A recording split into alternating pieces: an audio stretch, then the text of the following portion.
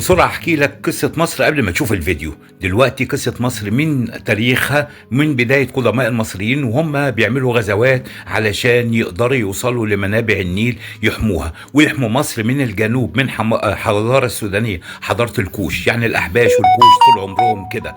المصيبة السوداء واقعنا الجغرافي السيء، على شمالنا كانت بيجيلنا مشاكل من الحدود الغربية من ناحية ليبيا، والمصيبة الأكثر كان بيجيلنا جالنا التتار والهكسوس، وبعد كده اخواننا البعدة من الحدود الشرقية ناحية سينا. طول عمرنا كده. الهكسوس لما جم مصر ما احتلهاش، المهاجرين قعدوا يهاجروا البدو وقطاع الطرق وجم مصر واحتلوا الشمال لغاية ما قامت عليهم الدولة القديمة من الجنوب وحررتها. دي القصة. اتفرج على الفيديو وكمل معايا، شوف الموضوع بقدر اوضحه لك بالفيديو ولا لا.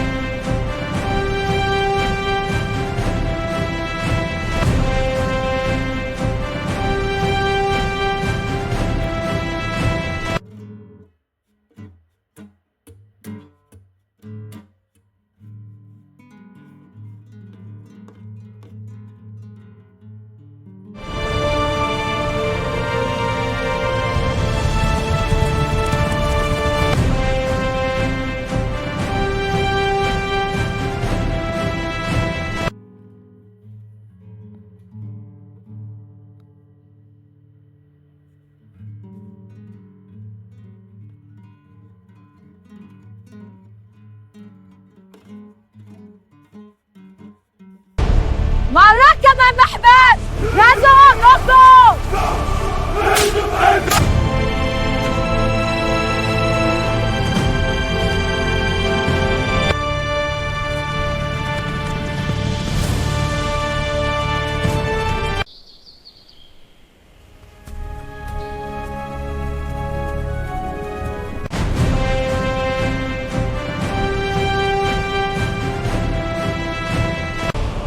هذه أرضنا الآن. لن تدنسوا مقدساتنا، لن أستسلم.